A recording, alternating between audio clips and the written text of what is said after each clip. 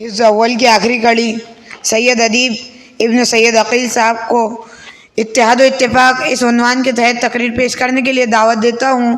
یہ حفظ اول کے طالب علم ہیں، مقام چکل وردہ کے رہنے والے سید ادیب۔ الحمدللہ رب العالمین والصلاة والسلام علی رسولہ الکریم، اما بعد، قال اللہ تعالی فی القرآن المجید، اعوذ باللہ من الشیطان الرجیم، انما المؤمنون اخوة فاصلحوا بین اخویکم واتقوا اللہ لعلکم ترحمون۔ صدق اللہ العظیم۔ آج میرے تقریر کا عنوان ہے اتحاد و اتفاق۔ انسان کو زندگی گزارنے کے لیے جہاں اور بہت سی چیزوں کی ضرورت پڑتی ہے، وہی باہمی تعاون کو اس سے خاص اہمیت حاصل ہے۔ کوئی انسان دوسرے کے تعاون کے ذریعے بے نیاز ہو کر زندگی نہیں گزار سکتا۔ ایک عمدہ سماج کی تشکیل اسی وقت ہوتی ہے جب وہ قوم جن سے مل کر سماج یا معاشرہ وجود میں آتا ہے ایک دوسرے کے دکھ درد کو محسوس کرتے ہو، آپس میں اتحاد و باہمی تعاون اور یکجہتی کو فروغ دیتے ہو، ایثار و قربانی کا جذبہ ہو، دوسروں کا درد اپنا درد، دوسروں کی خوشی اپنی خوشی سمجھتے ہو۔ باہمی تعاون ملک و قوم کی تعمیر و ترقی کے لیے بے حد ضروری چیز ہے۔ دنیا کی زندہ قوموں کی ترقی کا راز یہی ہے کہ انہوں نے آپسی اتحاد و تعاون کے ساتھ خود کو ملک و قوم کی خدمت کے لیے وقف کر دیا تھا۔ انسان کے برعکس حیوانات کی زندگی میں یہ تعاون نہیں ملتا کہ ایک حیوان اپنے ہی جنس کے افراد کے ساتھ جدا رہ کر زندگی گزار سکتا ہے، مگر ایک انسان کا دوسرے انسان سے الگ رہ کر زندگی بسر کرنا مشکل نہیں، ناممکن ہے۔ اسلام جو کہ دین فطرت ہے، انسان کی اس فطرت کو محسوس کرتا ہے اور اپنے پیروں کے سامنے وہ لائے عمل پیش کرتا ہے جو دنیا میں تعمیر و ترقی اور آخرت میں فوز و فلاح سے ہمکنار کرے۔ اگر یہ کہا جائے کہ باہمی تعاون کا نظریہ اسلام کے اساسی نظریوں میں سے ایک ہے تو یہ بات غلط نہ ہوگی۔ میں نے خطبے میں جو آیت کریمہ تلاوت کی اس میں اتحاد و اتفاق پر بڑا زور دیا گیا اور تمام مسلمانوں کو آپس میں بھائی بھائی بتایا گیا۔ ارشاد ہوتا ہے انما المؤمنون اخوة فاصلحوا بین اخویکم واتقوا اللہ لعلکم ترحمون۔ مومنین آپس میں بھائی بھائی ہے، چنانچہ تم لوگ صلاح و صفائی سے رہا کرو اور اللہ سے ڈرتے رہو تاکہ تم پر رحم کیا جائے۔ نبی صلی اللہ علیہ وسلم نے فرمایا مومنین کی مثال آپس میں ان کے محبت کرنے اور رحم کرنے میں ایسی ہے جیسے کہ جسم کا کوئی عضو بیمار ہو جائے تو سارے اعضاء اس کی وجہ سے تکلیف اور بے چینی محسوس کرتے ہیں۔ یہ ہے مسلمانوں کے آپسی تعلقات جن کی بنا پر خود بخود ایک دوسرے کے ساتھ بھرپور تعاون اور مدد کرنے کا جذبہ ابھرتا ہے۔ جب ساری قوم کا ایک مقصد ہو، ایک منزل ہو، سب کو مساعد یا حقوق حاصل ہو، سب کے سب ایک خدا، ایک رسول، ایک کتاب اور ایک نظام زندگی کے ماننے والے ہو، پھر ان کے درمیان تعاون کا جذبہ کیوں دیدار ہو؟ وہ ایک دوسرے کے دکھ درد کو کیوں محسوس کرے؟ آپس میں اتحاد و باہمی تعاون اور یکجہتی کو کیوں فروغ دے؟ مقاصد کا اتحاد بغیر کسی محرک کے خود بخود مل جل کر آگے بڑھنے کا جذبہ پیدا کرتا ہے۔ عہد رسالت میں اخوت و باہمی تعاون کا بے نظیر نمونہ اس وقت سامنے آتا ہے جب رسول صلی اللہ علیہ وسلم نے مکہ والوں کی سرکشی سے تنگ آ کر مدینۃ النبی یثرب کو مدینۃ النبی ہونے کا شرف بخشا۔ آپ کے حکم سے مکہ کے وہ مسلمان جن کا کفار کے مظالم کی وجہ سے جینا دو بار اٹھ چکا تھا، مدینہ پہنچ گئے۔ مہاجرین بڑی بے سر و سامان کے عالم میں گھر سے نکلے تھے، نہ ان کے پاس مال و دولت تھی نہ زمین و جائیداد۔ ساری دولت اور جو کچھ زمین تھی اسے مکہ میں چھوڑ آئے تھے۔ مدینہ پہنچنے پر زندگی گزارنے کا کوئی بندوبست نہیں تھا۔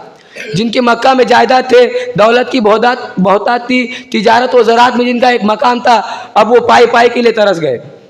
خدا کی پکار سن کر انہوں نے اپنی دولت پر لات مار دی، زمین و جائیداد سے منہ پھیر لیا۔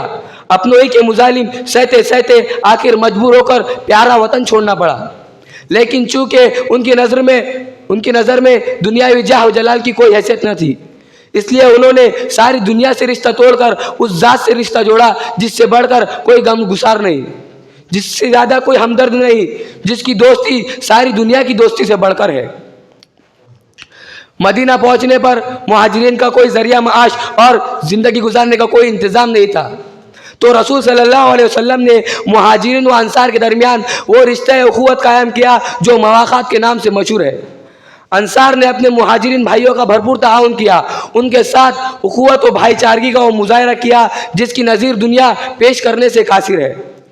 انصار نے رشتے مواخات کو جس طرح نبھایا وہ اسلامی تاریخ کے ایک روشن باب ہے۔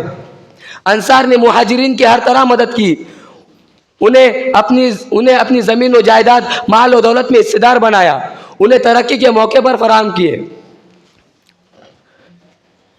مدینے کے انصار حضرت محمد صلی اللہ علیہ وسلم کے پاس تشریف لاتے تھے اور کہتے تھے، اے اللہ کے رسول، یہ ہماری جائیداد ہے، یہ ہماری دولت ہے، اسے آپ ہمارے اور ہمارے مہاجر بھائیوں کے درمیان تقسیم فرما دیجیے۔ انصار کا یہ ایثار حضور صلی اللہ علیہ وسلم کو اس قدر پسند آیا، آپ نے جگہ جگہ انصار کی تعریف فرمایا لولا الہجرت لکنت امرأ من الانصار، اگر ہجرت نہ ہوتی تو میں انصار کے خاندان کا ایک فرد ہوتا۔ اور دوسری جگہ حضرت محمد صلی اللہ علیہ وسلم نے فرمایا، انصار سے محبت رکھنا ایمان کی علامت ہے، اور اس سے عداوت کو نفاق سے تعبیر کیا۔ اسلام نے اپنے ماننے والوں کے سامنے بے نظیر عبادت کے بے نظیر جو طریقے پیش کیے وہ باہمی تعاون اور اتحاد کی مکمل تصویر ہے۔ نماز و یکجہتی اور اخوت کی زندہ و تابندہ علامت ہے۔ زکوٰۃ کے ذریعے غریب اور کمزور طبقہ کی مدد کر کے انسانی معاشرے کو فتنہ و فسادات سے پاک کیا جاتا ہے۔ غربت کی آگ میں جھلسنے والوں کی مالی مدد کی جاتی ہے۔ روز آسودہ حال اور فارغ البال طبقہ کو پریشان حال اور فاقہ زدوں کے لیے ہمدردی کا جذبہ پیدا کرتا ہے، ان کے دکھ درد اور غم کے سمجھنے میں مدد دیتا ہے۔ حج کے موقع پر اسلامی اخوت، اتحاد و مساوات و بھائی چارگی کا ایک عظیم مرکز سامنے آتا ہے، جہاں پہنچ کر محتاج و غنی سب ایک ہو جاتے ہیں۔